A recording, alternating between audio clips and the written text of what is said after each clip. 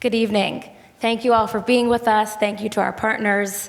We certainly have a lot to talk about tonight. Let's get into it. Before we talk about the book, I know many people in this room are probably wondering about your thoughts on the Trump peace plan, as it's been referred. What's the status of the plan, number one? It would also be helpful if you include in your analysis what you think about the proposal and the plan that speaks to actually transferring some Arab villages from what is now Israel into a future Palestinian state. I have been given permission to refer to both of these men by their first names. So Dennis, why don't we start with you and then we'll go to David.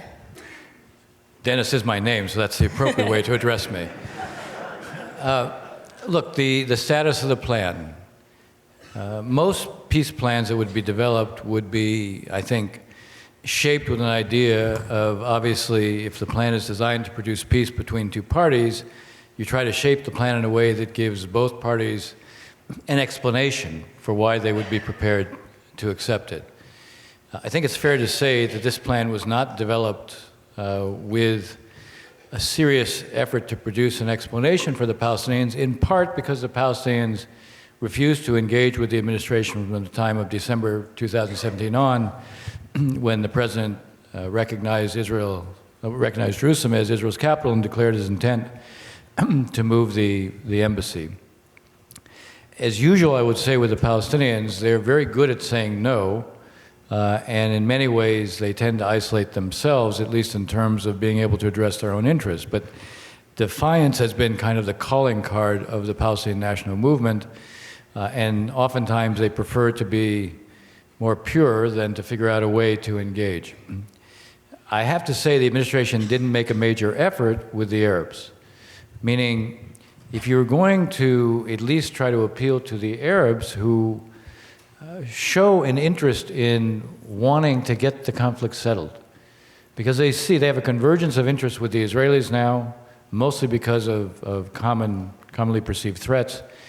There was an effort to reach out to the Arabs, but only in a very general way. The plan itself was never shared with them. Sort of headlines, but not the specifics. I was sitting with an Arab official when he looked at the plan for the first time and saw the map, and he shook his head and basically said, look, we were prepared to try to find a way, maybe not to come out and publicly say the Palestinians have to accept this, but to say the plan was serious. But there's no way we can stand up and say the plan is serious when what you see here is, and I explained to him what the percentages were, that 63% of the West Bank is what would make up the state, and the state itself is then segmented into different sections because the plan accommodates Israeli settlements. So the status of the plan is that at this point, even though Arab leaders initially did not criticize it, they simply emphasized the need for direct negotiations. The Arab League has now come out and backed Abu Mazen's rejection of it. The Organization of Islamic States has now come out and backed that rejection as well. I think we will find that Arab states will probably not go beyond that at this point, but Abu Mazen will try to probably go to the Security Council, and he wants an American veto, because he'd like the lineup to be 14-1 to show the U.S. and Israel are isolated. So the status of the plan itself is, it's out there, but you don't have any kind of international embrace of it. You asked the question about the plan is drawn in such a way that the areas from El-Fahim down to Kafr Qasim, which totals about 250,000 Israeli Arabs, that the border basically moves about 800 meters to the west. So these Israeli Arab villages would suddenly be in the Palestinian state. The language of the plan says this has to be done by agreement, but the agreement isn't necessarily the Israeli citizens who live in those villages. The agreement is between the Israeli government and the Palestinian Authority. So you would be denying Israeli citizens their citizenship without them having a say in the matter. That is an issue, I mean, you asked the question, that's an issue that's not drawn very much attention. Frankly, it's not been the focus of Arab states. What's been the focus of Arab states is the truncated nature of the proposed state, the fact that it's surrounded by Israel, the fact that Israel will continue to control all its Palestinian movement into and out of it. Having said all that, and then I'll stop, there is something noteworthy here. You have the Trump administration for the first time saying they support two states. You have a Likud party for the first time supporting two states. When Ariel Sharon first came out in 2001 in favor of a Palestinian state, his own party didn't support him. And Netanyahu, when he gave a speech in 2009, May of 2009, at Bar-Ilan University saying he could live with two states, again, there was no official, no backing by Likud. So the principle of two states has suddenly been accepted. It's just that its application at this point has very little prospect of being fulfilled. Thank you. David? Okay. Thank you again for having me, having us, and talk about this. So thank you, Hindy. Look, I think we should try to divide out two things. There are the terms of the plan, which we'll get into in a minute. There is something I think salutary, and this is still new, so I don't know if Dennis and I will agree exactly on this point, but I think it is good that for the first time in history that the Palestinians don't always see that time is on their side. We're talking about 1937 rejecting the Peel Commission, 1947 rejecting the partition plan, 1978 rejecting autonomy with Begin at Camp David, rejecting 2000 the Camp David Accords that Dennis was involved in, 2007 and 8 the Annapolis approach, and the 2013-14 Kerry effort that I was a part of. This is a long string of saying no, that you'd rather be right than smart. But the premise each time is believing that you sweeten the deal if you hold out. So there's a sense of always perpetrating a sense of grievance, always a sense of victimhood that maybe is worth it if you feel that the next time you're going to be given a better offer. This is the first time you're certainly not getting a better offer. You're getting a much worse offer. Dennis mentioned 63%. You could say with land exchanges up to 70% or so, but not really beyond that. It'll be a state that will be basically encircled. Israel will decide who goes in, who goes out. Israel will decide overall security. It's fair to say that if the Palestinians did accept the previous offers, if they didn't like the book, they certainly hate the movie.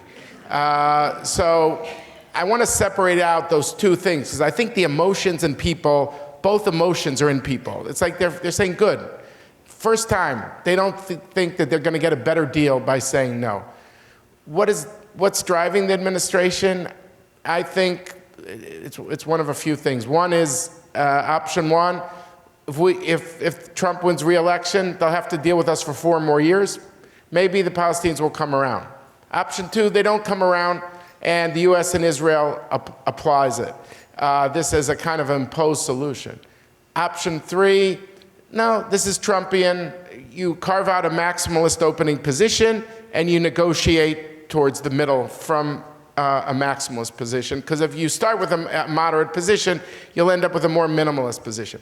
Those are, I think, 3 kind of ways of looking at it. I think what Dennis and I are a little worried about is that it's option 4, that none of the 3 really materialize, and the Palestinians throw in the towel and say, look, this state isn't going to happen. This is not a real state.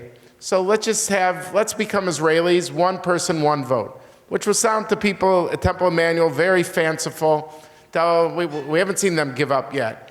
But they could, and change the paradigm from a territorial paradigm to a paradigm about rights, to a paradigm about voting.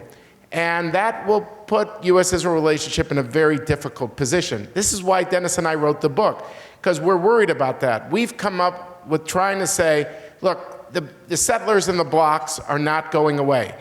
I won't throw too many numbers at you, but as someone who lives the numbers and the maps and has my own website devoted to this, Settlements and Solutions, basically what you have is 76% of the settlers live in 8% of the land, largely adjacent to Israeli urban areas, inside the security barrier. That's 8%. The premise of the Trump plan is we don't want 76%, we want 100% of the settlers to be in Israel.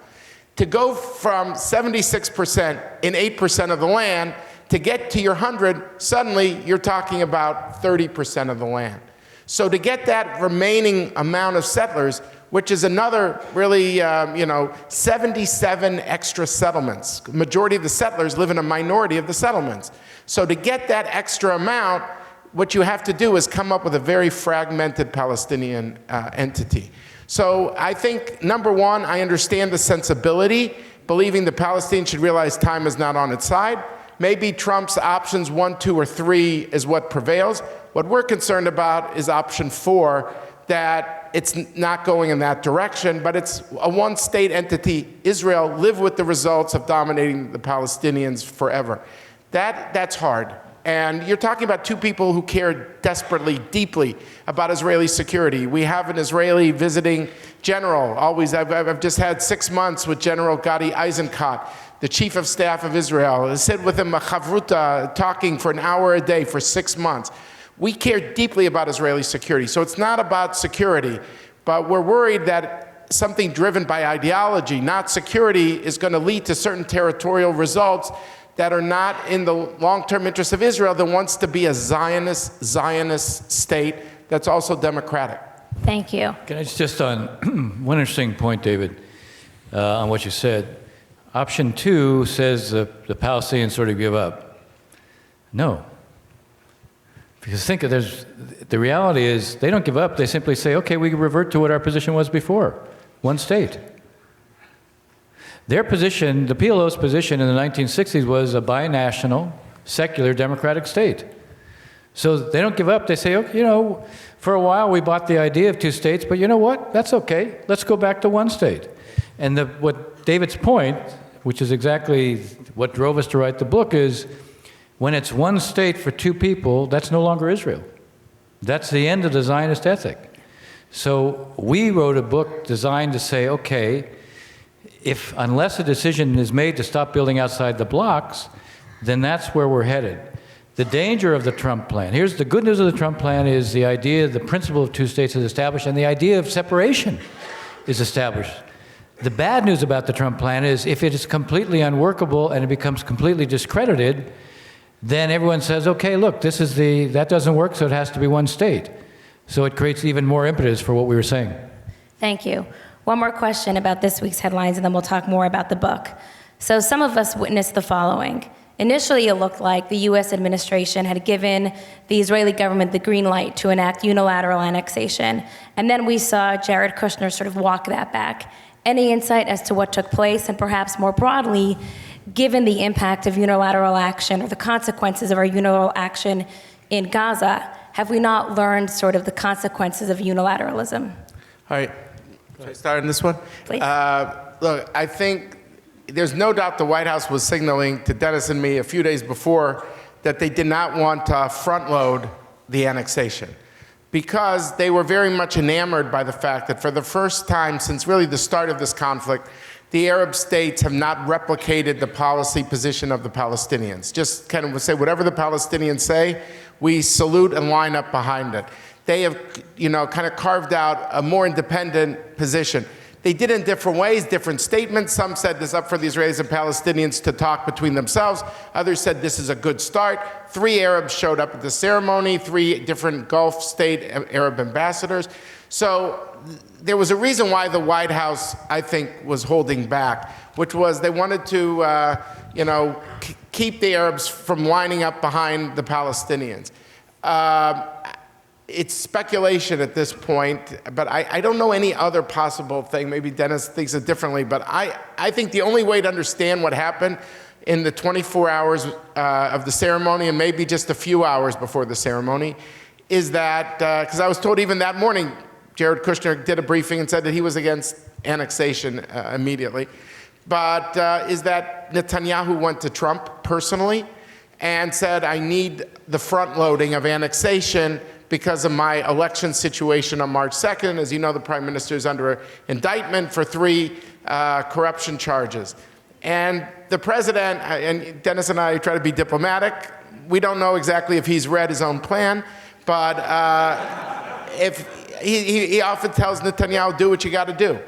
And Netanyahu went forward. And then David Friedman, the U.S. ambassador to Israel, said, well, if Israel, basically supporting it, but the next day walked it back. Because I think it was understood by Kushner and these guys at the White House all along, if you try to front load an Israeli annexation, you lose the Arabs. Basically, it's a gift to Palestinian President Abbas to have the Arab states go back into his arms after, for the first time, I think really since the start of the conflict, I think, and that goes before 1948, that the Arab states, I'm not talking about one state like Egypt, Sadat, went to Jerusalem, but for the first time they had distanced themselves. But all this talk of annexation was so dominant that by the end of this week, the Arabs were back at the Arab League, at the Organization of Islamic Countries, the OIC meeting in Jeddah.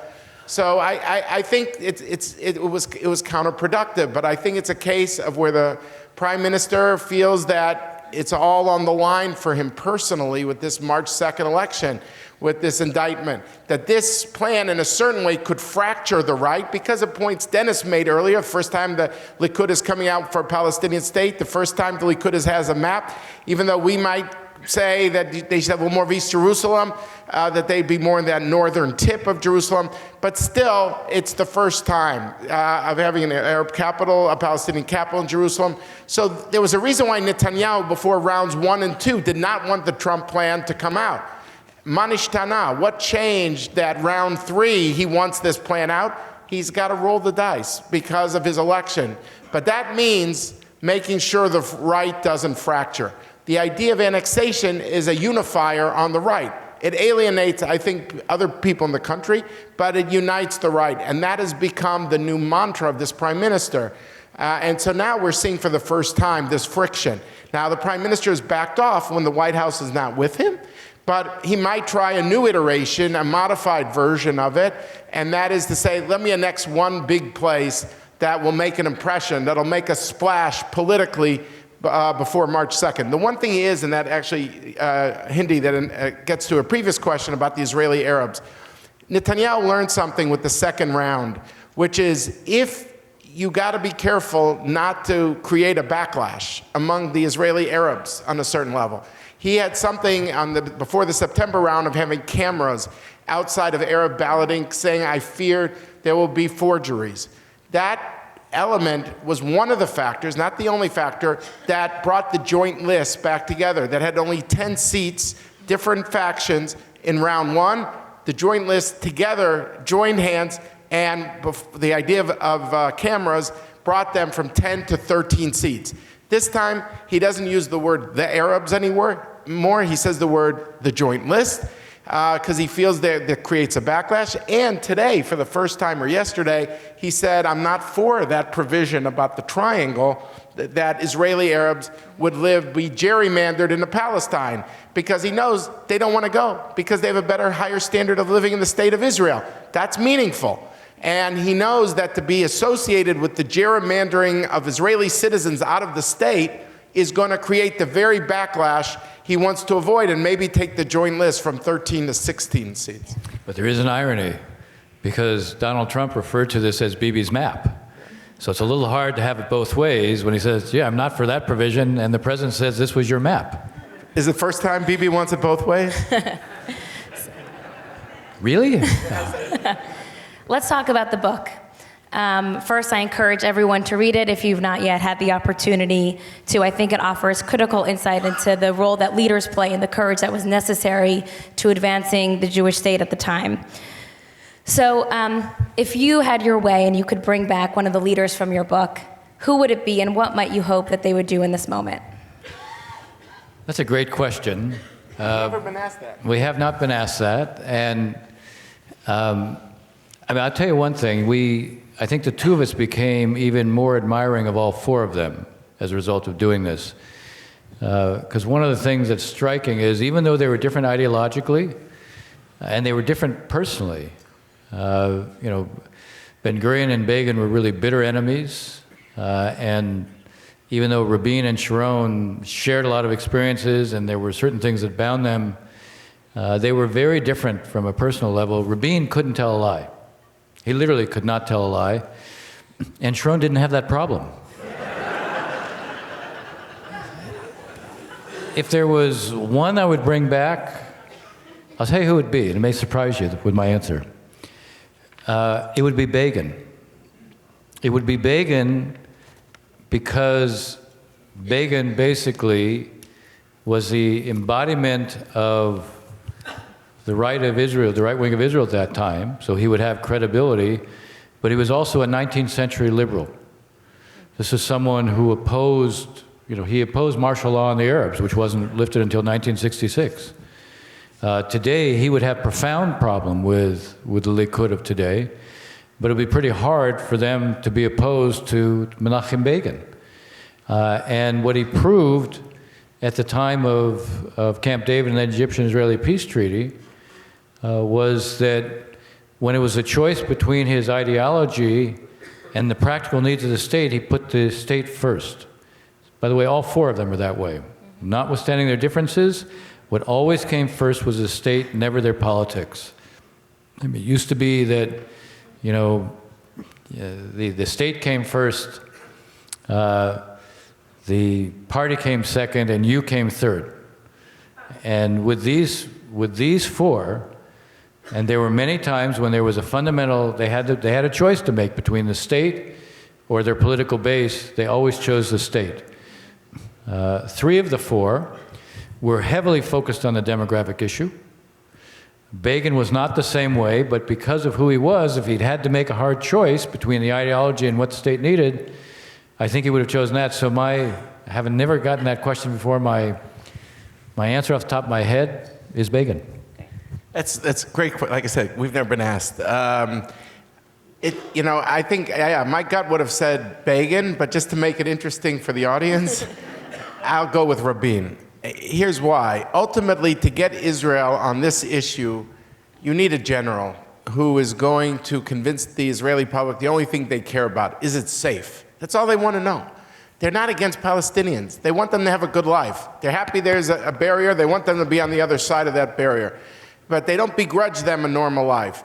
But they want to know if you're going to have some redeployment, is it safe for the state? Rabin also had this, they all had a sense of mission. They all believed they had a crushing sense of national duty. They didn't think they had the luxury to kick the can down the road to their successors, to their children. They had to take a decision, and the lack of a decision is a decision itself. And you have to weigh, are the costs of inaction greater than the costs of action?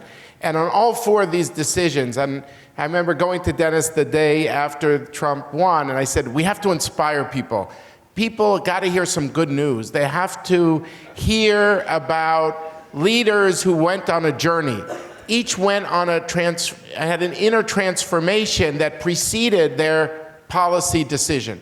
In the case of Rabin, look, I could tell you, being at the White House, being there at that handshake, and Dennis was up close, it was clear the angst on his face. He did not want to shake Yasser Arafat's hand. But he believed that you had to reconcile these two opposing nationalist movements. The sense that Dennis mentioned, the sense of intellectual honesty, drove everything. And that intellectual honesty meant that he defined leadership. It's not about saying tough things to the other side. That's always easy to do if you're a politician. But to say tough things to your own people is really rare. He had that ability in him. And for a person who won the Six-Day War, who won that territory, he had a very unique position, a unique role. So if you tell me the combination of someone who had incredible sense of intellectual honesty, who had incredible street cred, having won the Six-Day War, and had been the general for that period and beyond, and did not flinch in telling tough truths to his own people, that's a rare combination, and Rabin had it. So I think I would go for Rabin. Thank you. One of the things I was struck by in reading the book was Ben-Gurion's ability to empathize with the other. And specifically, you talk about how he saw Zionism, or attempted to see Zionism through Arab eyes.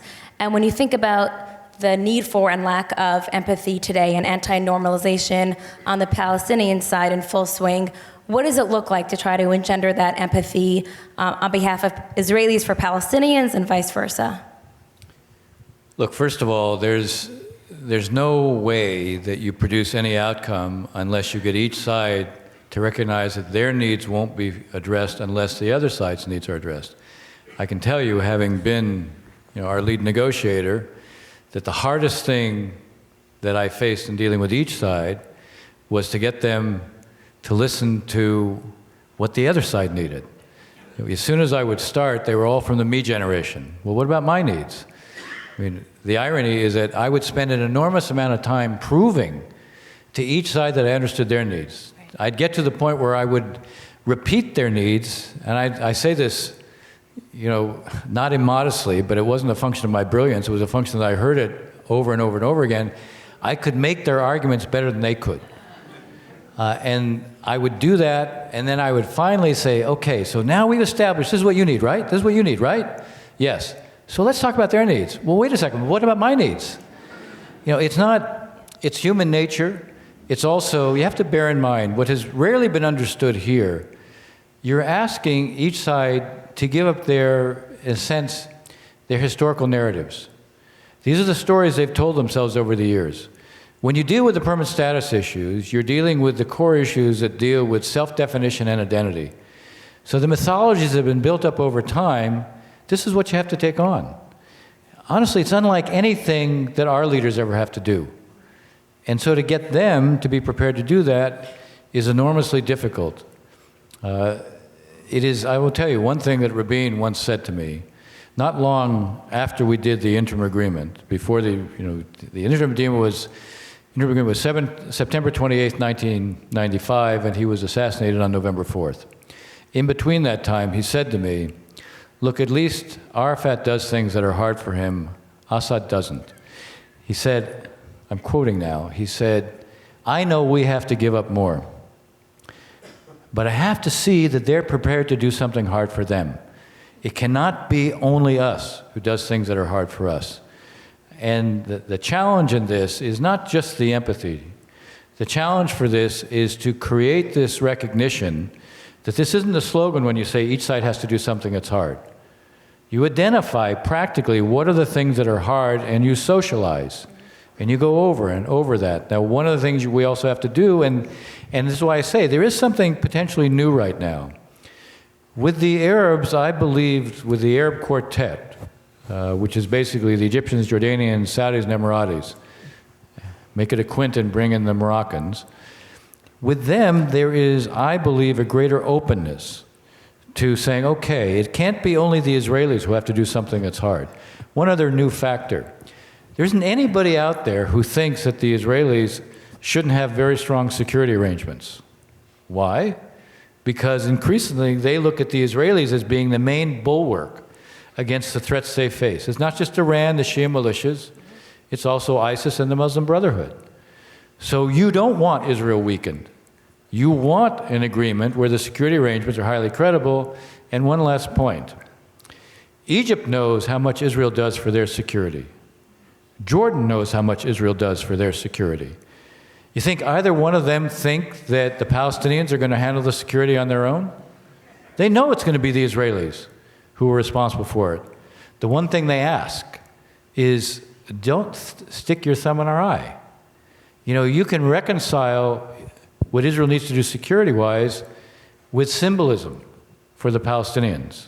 What we did, I was part of a back channel when Kerry was doing his effort, and we came up with the idea, for example, of dual leases. Israel would lease the territory along the Jordan River for 99 years, and we would allow the Palestinians to create a sense of mutuality to lease part of the Ashdod port, to lease part of Ben Gurion Airport, and to lease an area next to Haifa for a desalination plant that we would have built. So here's an example where Israel gets exactly what it needs from a security standpoint, but you're not denying the Palestinians an explanation. That gets back to the heart also.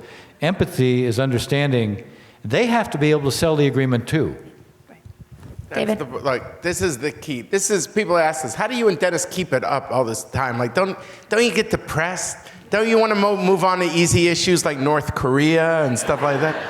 So this is the good part that you guys don't see, but we see. And it helps keep us going. We see under the radar the Israeli and Palestinian security services working day in, day out together because they have a common objective, which is to keep Hamas out of the West Bank. And when people do things for self-interest, it's the best hope that it's sustainable over time. Dennis mentioned Egypt and Jordan. I just came from Amman and Cairo also, besides visiting Israel and Ramallah. And when you talk to their security officials, you really get a sense of how much they depend on Israel, and Israel depends on them. So it's not like, how do we weaken Israel down, because we need a strong Israel as Arabs. That's something American Jews just don't see. They just don't. They don't read about it in the New York Times or the Wall Street Journal or any newspaper. But we see that part. And that keeps us going because we think there are convergence of interest. If it was up to the security officials, I think this conflict would have been over a long time ago. Because they see the benefits of peace in a way that the politicians who are always trying to score extra points don't have to deal with. The politicians don't have to deal with it because they know the basics are security, and that's being handled by others. So the security piece, I think, is a way, it's not just of empathy, but it's a way of really expressing a common interest in the way it counts, which is in the Middle East the way it's measured, which is security. So that's the good side. The part that we're concerned about, and here I go to baseball, and I'm sorry, for those of you who know I'm a fanatic baseball fan. I think Dennis and I were skeptical that this thing is going to be solved tomorrow morning. The U.S. tried to hit the home run ball with the Clinton effort, the Condoleezza Rice effort, 2007-8, the Kerry effort I was a part of. I think these were noble efforts, but whenever you swing for the fences, you're bound to strike out. I think hitting a single is a way to create a sense of empathy on both sides. What is a single? On the Israeli side, it's to preserve the option of separation, so there could be Israel remain as a Zionist and democratic state. And also to give hope for the Palestinians. That means don't build outside the barrier. Do something that's hard for you means don't build in areas that are destined to be the other side state, even if the other side state is not happening anytime soon. Deepen your hold in the blocks. Inside that barrier, you could have swaps for that, territorial exchanges. But the other side has to do something hard too. They have to say to people, if you're a relative of a suicide bomber or a perpetrator of violence, you're not getting money while your husband is in jail or something like that. That is triple the national average. We have seen enough evidence through the Shin Bet of people who try to perpetrate attacks and were thwarted at the last second. And you ask them, why did you perpetrate this violence? I knew under the rules my family would get money for the rest of their life at high levels. They don't say triple the national average. They don't get into statistics. But at high levels, to create a sense of partnership, to create a sense of empathy on the other side, I think each side has to see the other side is doing one thing at least that's hard for them, and that will create a sense of partnership. And I think people will believe what they see and not what they hear. They won't believe speeches, they'll believe deeds. And if they believe that Israel doesn't build outside the territory, outside the barrier, which outside the barrier is 92% of the West Bank, you're saying, I'm leaving that open. And if you don't give money to suicide bombers or perpetrators of violence family, you're saying, I'm not trying to incentivize violence. That, I think, would be felt also in the American Jewish community as well. But it's deeds, not words, that will make an impact. And it's deeds and not words that I think will create a sense of partnership and empathy with the other side situation. I'll do one more thing. It will restore a sense of possibility that has been completely lost on both sides. Think about the fact, in the last couple of elections in Israel, the opposition party doesn't even mention the word peace, because they don't want to look like they're naive. Among the Israeli public, there is complete disbelief that anything is possible, and there's a mirror image on the Palestinian side.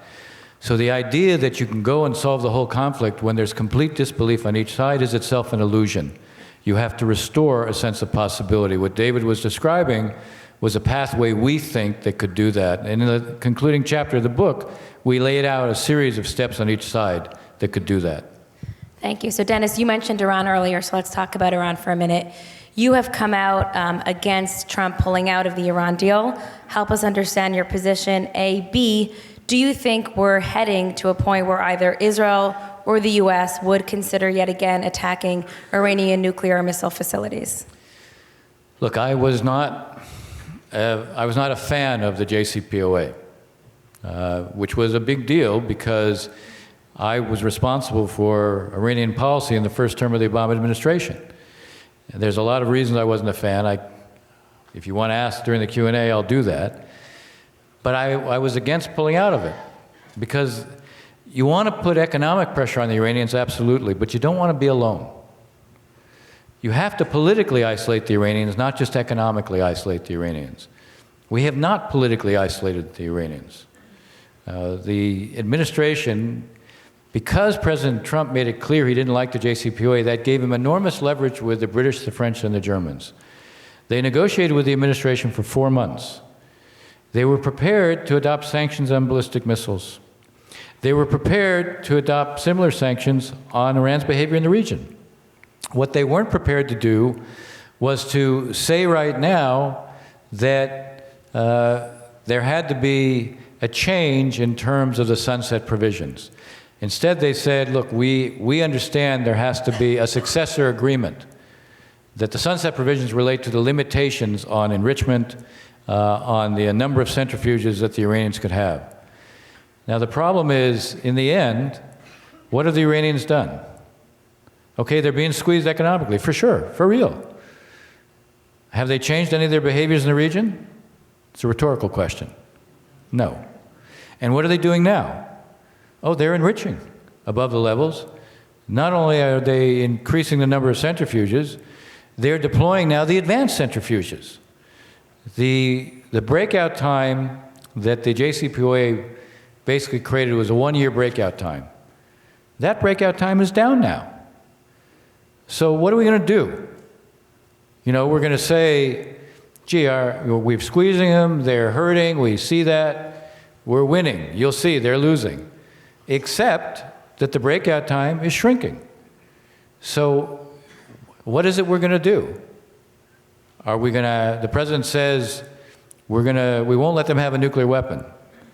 Is he prepared to use force? Well, you know, taking out Soleimani is a one-off. Going ahead and taking out their nuclear capabilities is going to be substantially more than a one-off. Is this administration prepared to do that? Is this president prepared to do that? You know, is he forcing the Israelis to do it? You know, if you can prevent it without going to war, you ought to. Now the question is, by pulling out the JCPOA and doing it without the Europeans, doing it alone, have we in fact made it less likely that Iran will have nuclear weapons? I'm not so sure. Have we made it less likely that we're going to have to act militarily? I'm not so sure. Now, the problems I had, as I said, related mostly to how much Iran was permitted to have under the terms of the agreement. They were going to be able to legitimize a very large nuclear infrastructure, which coming in 2030 would have meant they would have been very close to having a nuclear weapon. And I wanted us to do a number of things that would have enhanced deterrence. Thank you. David, as you know, we're headed for another Israeli election, if we can all believe it. Any reason to expect a different outcome? And how might a Gantz government, for instance, react differently to the Trump peace plan, if at all? Talk to us a little bit about that. Okay, Israel is the only democracy in the Middle East, but 3 elections in a row is ridiculous.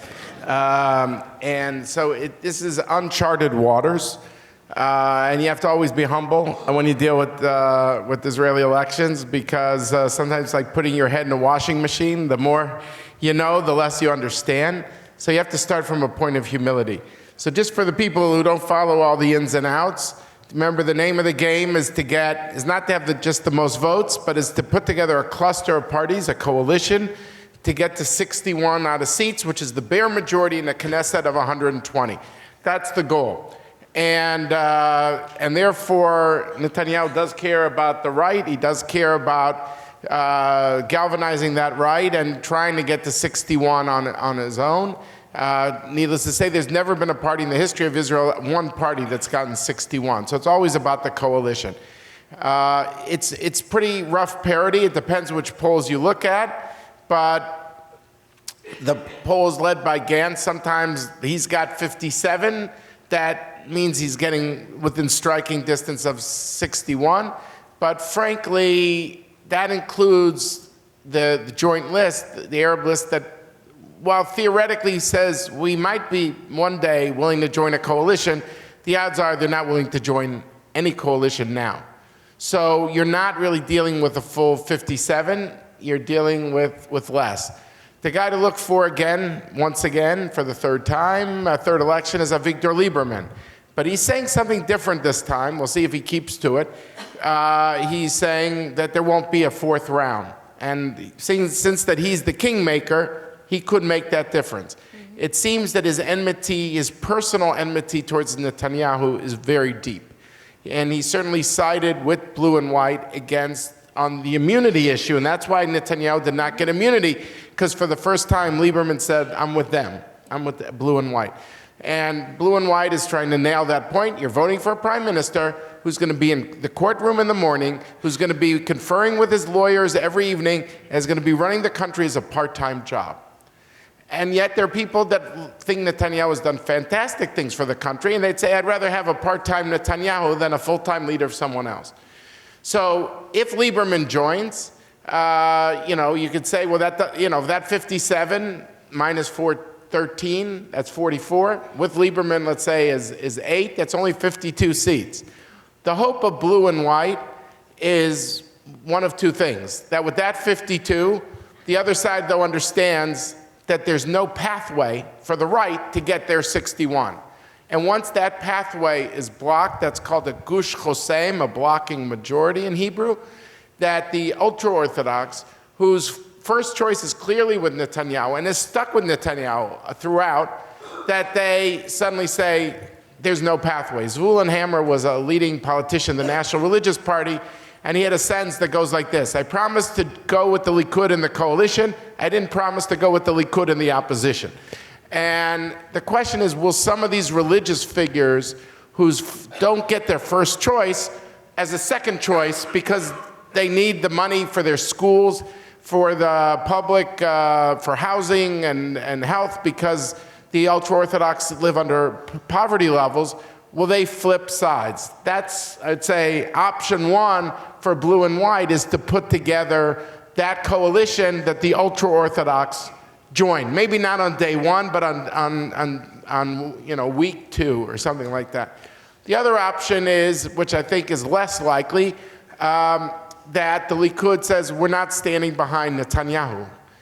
This is one thing, Hindy want to know where Dennis and I disagree. We've had a disagreement on this point. My view is that the DNA of the Cherut party and its successor, the Likud party, has been, and this is going to sound amazing to an American Jewish audience, or American audience of any kind. They've only had 4 leaders in 70 years, since the 1949 elections. They had Begin till 83, then they had Shamir, then Bibi, and then Sharon, and back to Bibi again. That's it. They've only known 4 leaders. The Labor Party of Israel, I think, has had 4 leaders in 4 years. So that DNA means they stick with him. Why do they stick with him? I think because the party's self-image is one of being the outsiders. That the center, the left, the center-left used to be the Labor Party. They were the Mayflower Party of Israel. Now, you could say, wait a second, the Likud has been the prime minister for 32 of the last 42 years. That's accurate. But their DNA, their outlook is, we are the outsiders, and the elite is the judiciary and the media. Now, this might sound crazy, although you say, hey, wait a second, we're getting it now in this country. This is starting to sound more familiar than it would in the past. Accurate. And so I think that outlook on life, that you're convinced that you're always persecuted by elites, and somehow Netanyahu is the stone they throw at the world, the stone they throw at these elites, this sense of defiance. Even though the Likud has governed 32 of the last 42 years, that sense of worldview of persecution sticks with them. And they identify with a guy who, in their view, is being persecuted. Now, I think he manipulates this a lot because this judiciary is independent, but it's effective.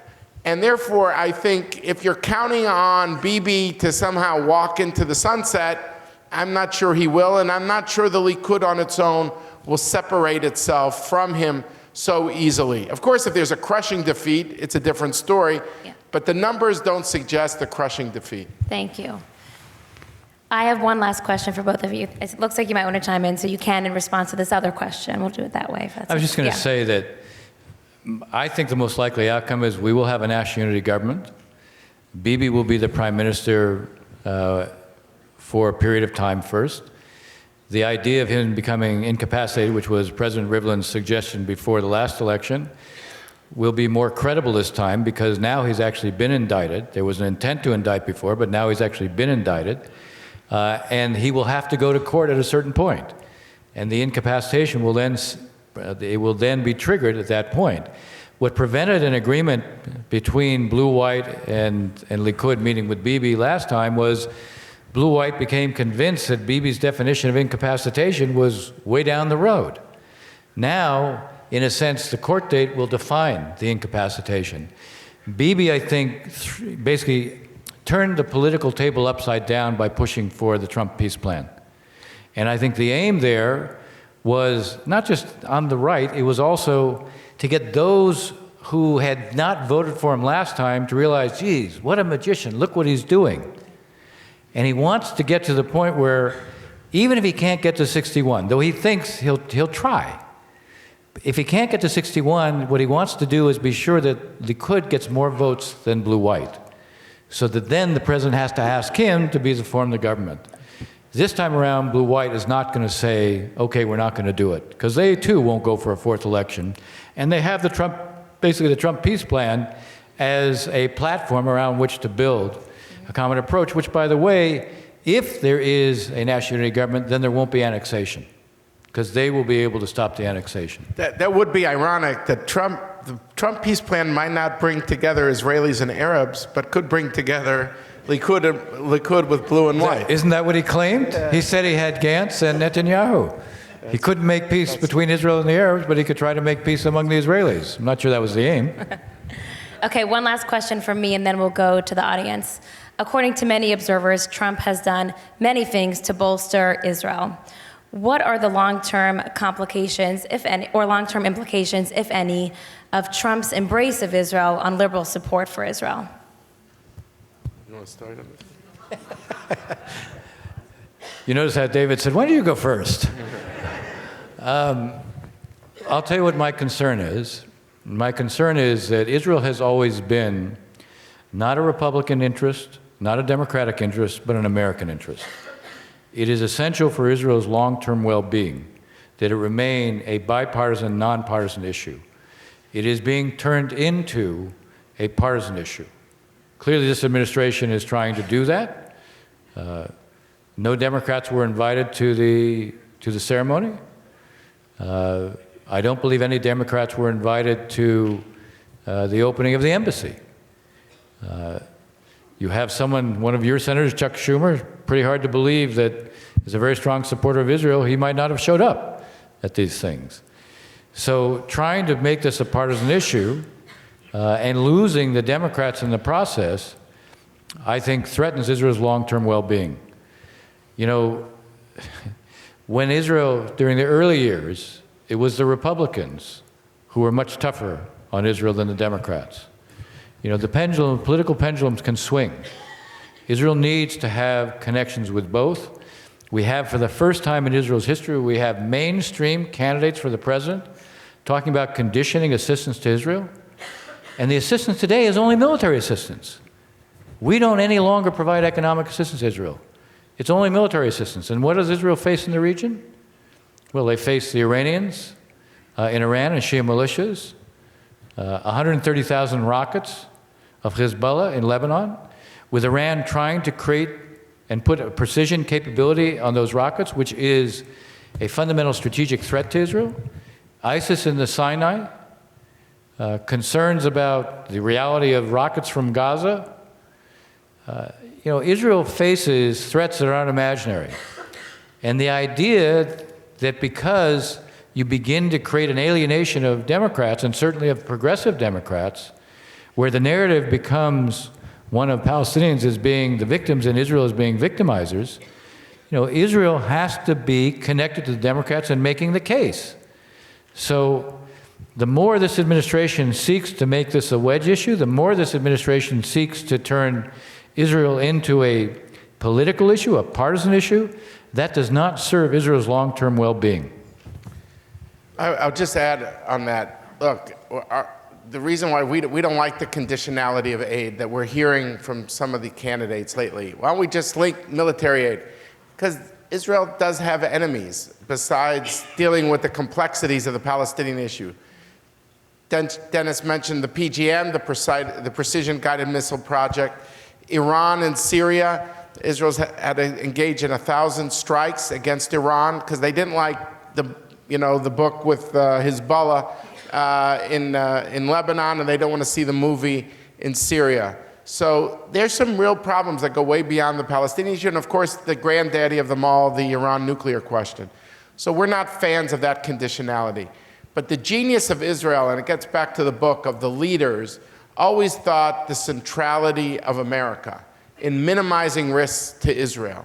And people think it's always been this way. They go to AIPAC conventions. They assume it's always been this way.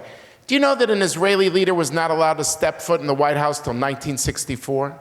I'm not talking about a bureaucrat or a diplomat in the Israeli embassy. I'm talking about a leader of Israel could not meet at the White House for the first 16 years of Israel's existence. They would meet at the Waldorf Astoria here in New York at the edges of a UN General Assembly, but not at the White House. The first weapon system is not sold to Israel until 1962 by the Kennedy administration. A Hawk missile, that's a defensive missile. That was 14 years into the government. People thought, oh no, the US created Israel. The US embargoed Israel. Israel won this on its own in 1948. After it was approved by the United Nations in general, but it wasn't American weapons.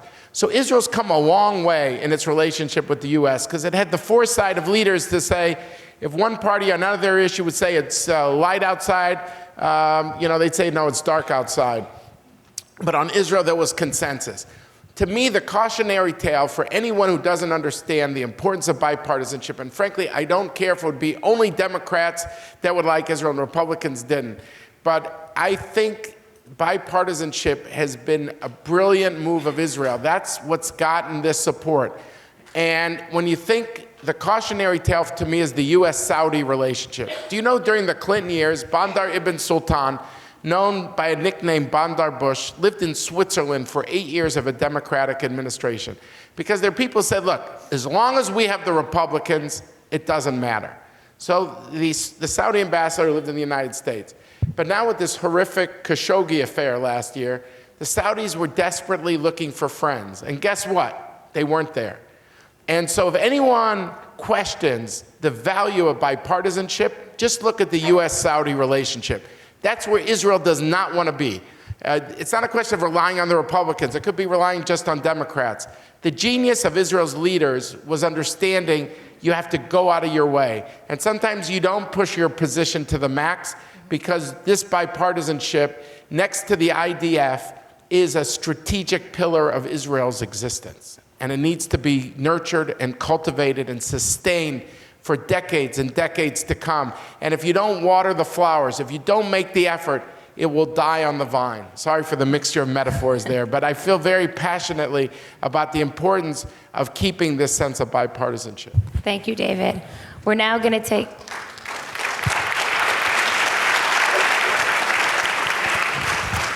We're now going to take questions from the audience. We're going to go a little old school. All you need to do is raise your hand, and a microphone will appear. This is just a friendly reminder that only 2 people were invited to give speeches here tonight. So let's try to keep it 2 questions so that we can get to as many as possible. Please. Just explain how the settlers have gotten such outsized power, please. Yeah. Look, the settlers have been very adroit. And, first of all, they talk about bipartisanship. They, try to work with the Labor Party in the 70s. And the Labor Party, they kind of played on the rivalry between Rabin and Peres in the 70s.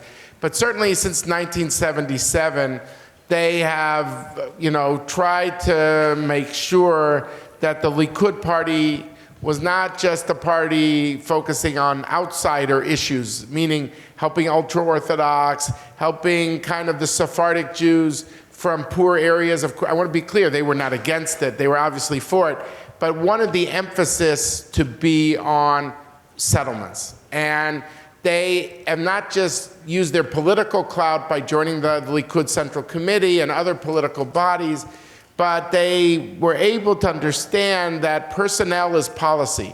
And so it's good if you could be key figures in the defense ministry, or key figures in the prime minister's office, or key figures in the interior ministry that could help shape allocations to regional councils.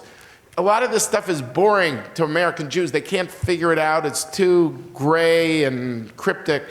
But these kind of levers of power that are below the surface, they were very adroit in doing that and trying to make sure that the Likud party really stood for that. To the point that Moshe Kachlon, the finance minister, he said, I represent the true Likud, the Likud under Menachem Begin, who always wanted this, you know, the airplane, the Likud airplane to have two wings, not just support for the settlers, but support for the Sephardic Jews in peripheral areas and things like that. And he felt the new Likud lost that. What happened also, 2005 was a key moment. I don't want to bore you with all the history, but when there was an exodus from the Likud party after the Gaza disengagement.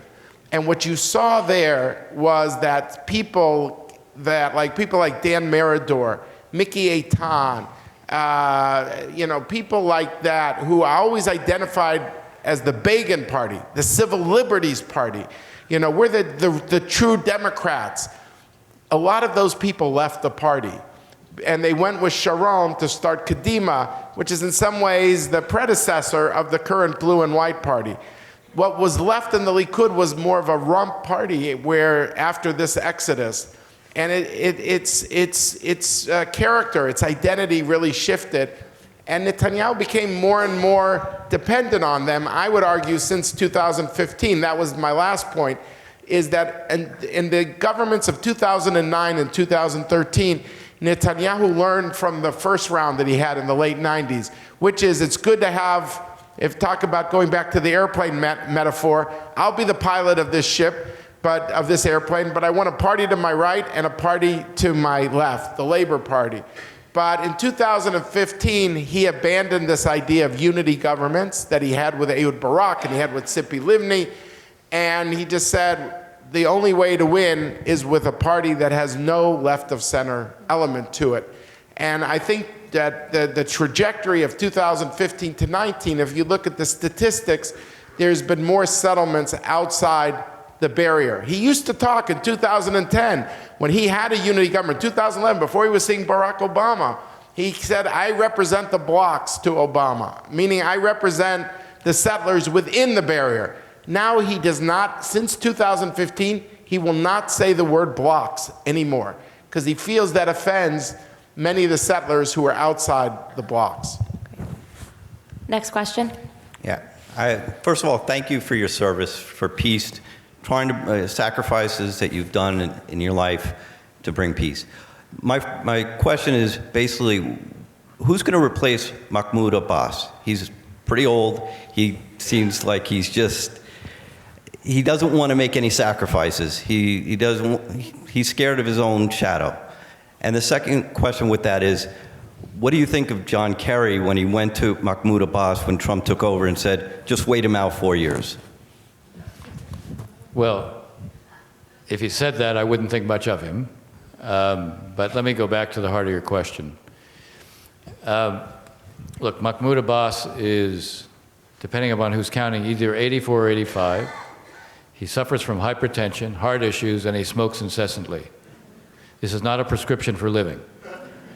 Now, he has done absolutely nothing to prepare the ground for a succession to him, which is not unusual in the Middle East, by the way. These are not democratic states. One of the reasons you never see Middle Eastern leaders prepare the ground for succession is because they think the person they designate will say, well, why do I have to wait? So he has followed that well-worn tradition in the Middle East. It would be nice to be able to say, I know who will succeed him. Nobody knows who will succeed him, including nobody among the Palestinians. What we see is positioning for succession because there's the expectation it's going to happen. There are a couple of different camps. Within these camps, there isn't total unanimity, but there is the current head of Fatah that Mahmoud Abbas, Abu Mazen put in charge of Fatah is a guy named Alul. And he doesn't deal with the Israelis at all, which is a throwback. He is seen by some as a possible successor. There are others, the people like Jibril Rajoub, who was a former head of security. He's built up popularity in the West Bank, not by being the head of security, but by being a head of the soccer federation, which has actually given him a kind of currency that he didn't have before.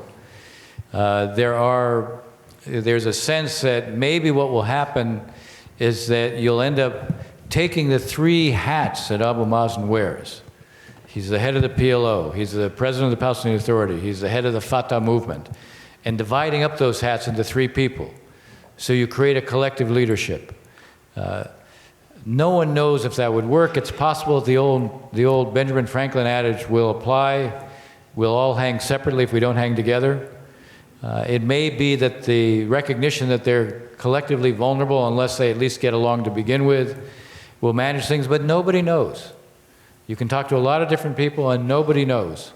If they followed the rules, supposedly if the president of the Palestinian Authority dies, the Speaker of the Palestinian Legislative Council assumes the presidency for 90 days and then there's election.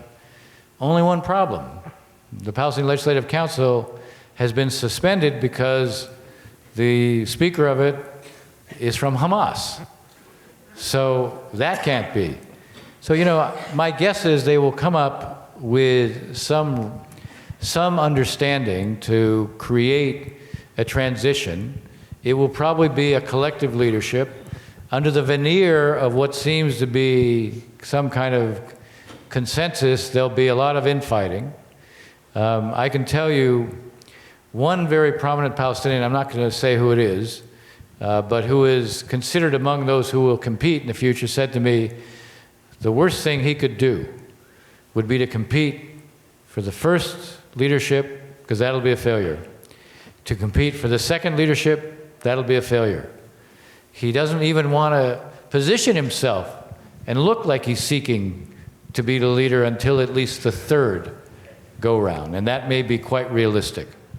Let's take one more question from the audience. Again, I'd like to reiterate to thank the two of you for not just this amazing evening, but for the real holy work that you've done over decades, and I am a great admirer. Thank you. Thank you very much. My question is really, could you talk a little more about Benny Gantz? And is Benny Gantz, as I'm looking at the screen behind you, what does he share with Sharon or Rabin, who, as generals, who fought and then entered politics? Great. I'll try that. Look, Benny Gantz is reminds people of Rabin in the sense that he's a throwback to what I would call an old Israel. An old Israel of a certain sense of modesty of leaders. He kind of radiates, I think, an inner calm. And Israelis like that about generals. I think the politics has gotten into hyperdrive lately, and that is somewhat refreshing. Although let's remember that Rabin had two things that are not easy, and you'll see this in the book, is that he was very analytical, as much as he was focused on this intellectual honesty that both of us have spoken tonight. And he had one other small point, as I mentioned in one of the earlier answers. He won the Six-Day War. Not a small thing. So while I don't think Gantz is Rabin, but the fact that he comes from that milieu gives me a little confidence for one reason. I always look at who are the people this guy's going to bring in with him. That to me, when I said about it, personnel is policy, I look at that a lot. And Dennis and I have had exposure to looking at the Israeli security apparatus. And we found something very interesting, an interesting pattern about these guys, is that they do not have the luxury to ignore data, to ignore situations in the field.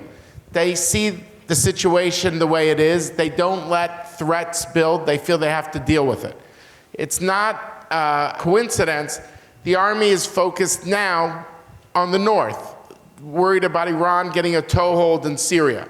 For that, they, maybe different a little bit than the Shin Bet, are saying, look, Gaza's a sideshow. Anything we could do on economics for Gaza, let's do it if it means there's not a pressure cooker and it could lessen the chance of another conflict. But the security services always say, what's the pragmatic way to deal with these things? We cannot wish our problems away. We have to look them straight in the eye. And I think that Gantz would bring in people that have a very pragmatic bent to them. They're not maybe classic liberals in an American tradition, but they're people that are pragmatists who feel we got to look for solutions. We are not going to build ourselves off problems by looking for ideological outcomes. So I think that Gantz brings that to the table. It's possible that what Dennis said before is right, that there will be, that they'll let Bibi go first and then Gantz will come in. I wouldn't rule it out. And I think that he will bring a breath of fresh air. And whether it's a unity government or not, if he joins, even if it's a unity government, it's going to be different than the trajectory of 2015 to 2019.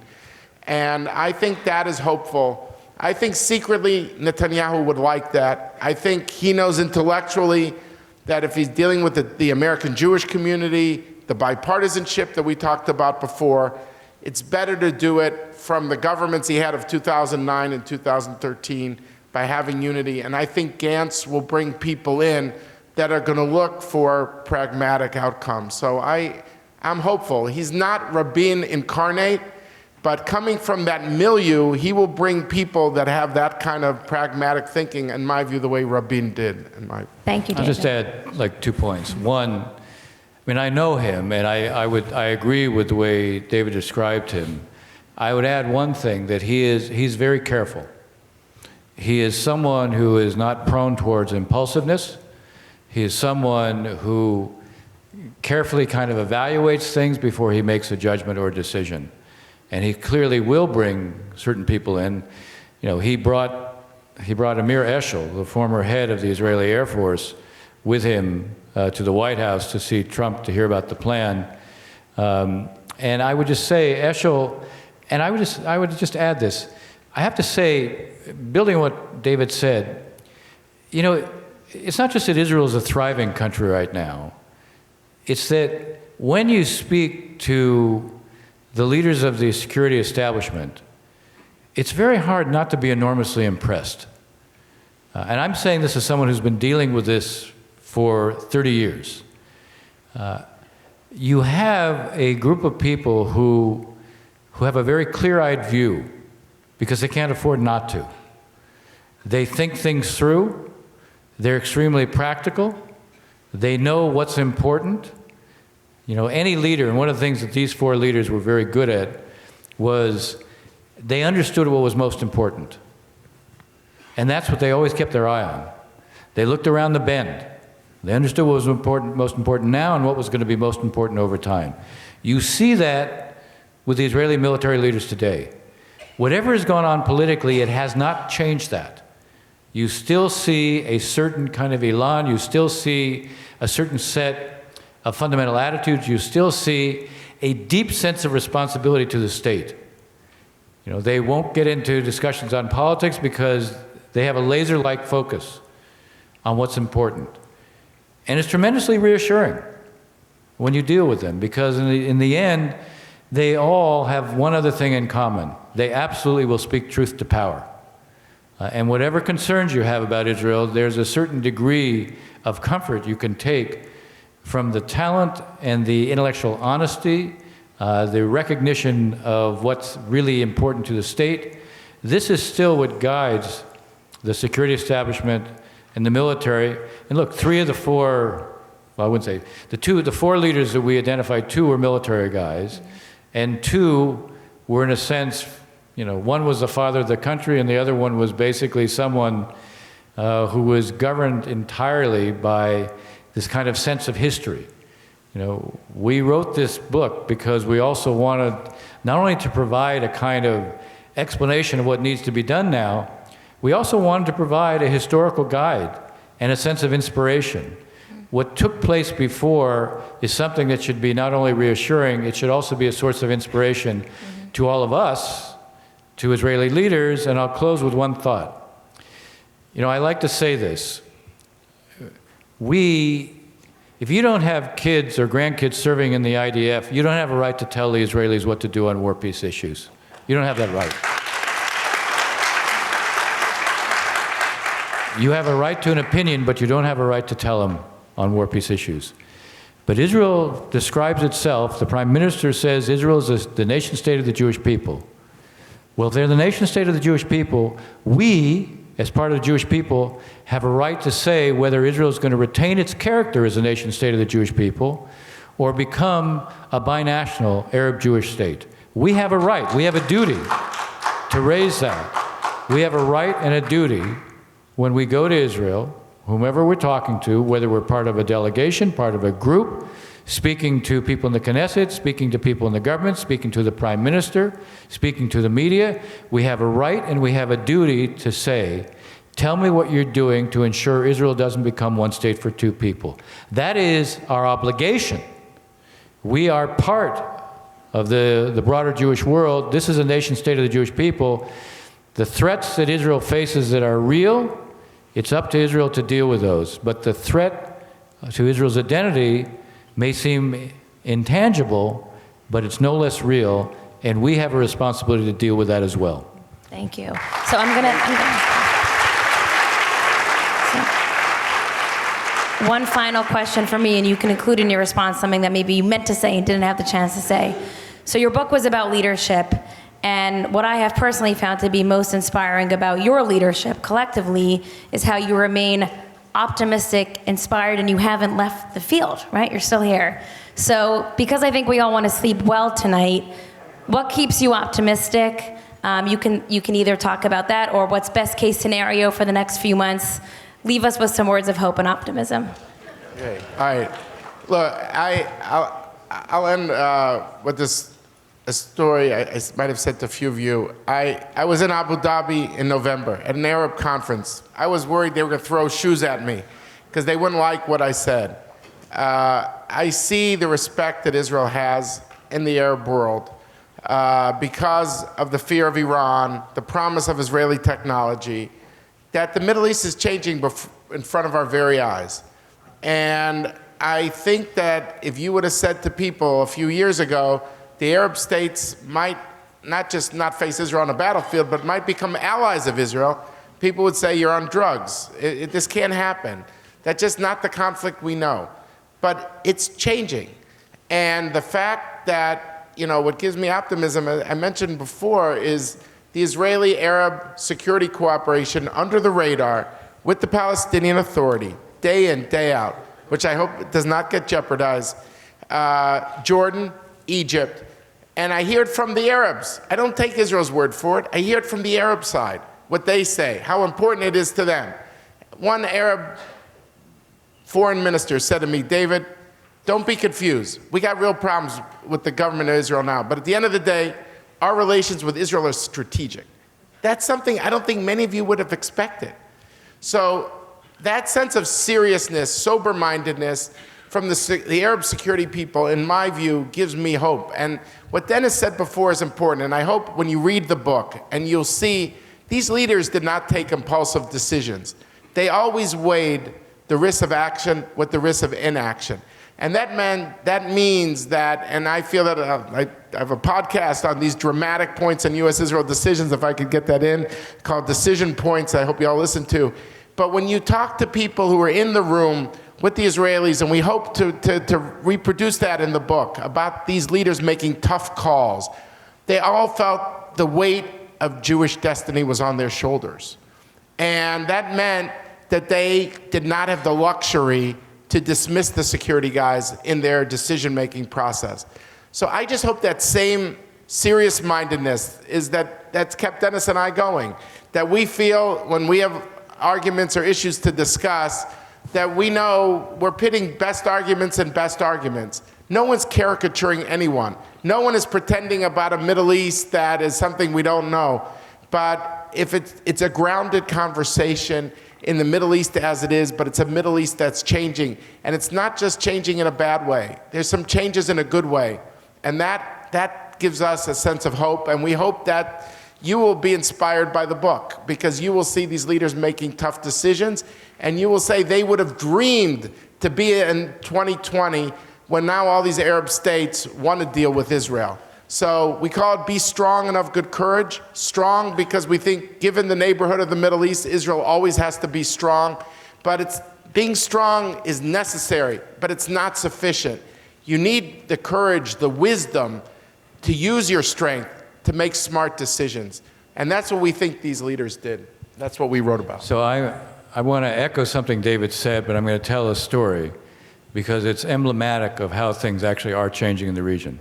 So I go to Saudi Arabia pretty often. And I had a protocol officer who was from the royal court who was taking me around. And we were waiting for a meeting, and this is a young guy. He had just returned. He'd got a master's from the University of Kansas. And he'd returned, and I asked him why he returned, and he said, because I have a chance now to shape the future of my country. I said, good. So we're sitting there, and he says, do you mind if I ask you a question? I said, no, go ahead. He says, could you tell me why the Israelis and the Palestinians haven't made peace? So I said to him, well, you've come to the right place. And I proceeded to tell him. And when I finished, he said, you know, I thought that was the case. It just didn't make sense otherwise. Now think about it. I don't want to say, look, he's completely representative of the changes taking place. But that's the kind of conversation that never, ever would have taken place before. You have questions, you have searching. It's not just because there's a recognition that there's a strategic convergence with Israel. There's a questioning now and you see it throughout the region. People are fed up. They want change. You know, they don't have it easy. It's not a simple thing to do to be able to carry out the change. But the old patterns are no longer, they're not sufficing. And so there's a kind of questioning. And one of the most interesting things that you'll see in polling right now, throughout the whole Middle East, when you poll about should there be cooperation with Israel, even if there isn't a peace agreement with the Palestinians? And the answer now is 25 to 30% say yes. Now, that may seem, okay, gee, there's a long ways to go. But if you took that 2 years ago, it would have been 0. So I think you can leave here realizing there are, as always is the case, when changes are taking place, you know, they don't really become truly visible until after a period of time when they're bubbling underneath the surface. Well, they're bubbling underneath the surface, and we're beginning to see signs of that.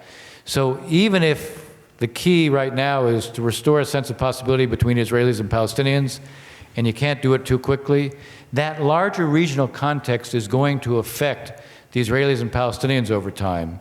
And part of our challenge is to figure out what are the best ways to take advantage of it and build on it. Thank you. Let's give a round of applause to our wonderful speakers tonight. I thank you to all of you for coming to the Streicker Center, to the Jewish Week, for this wonderful evening.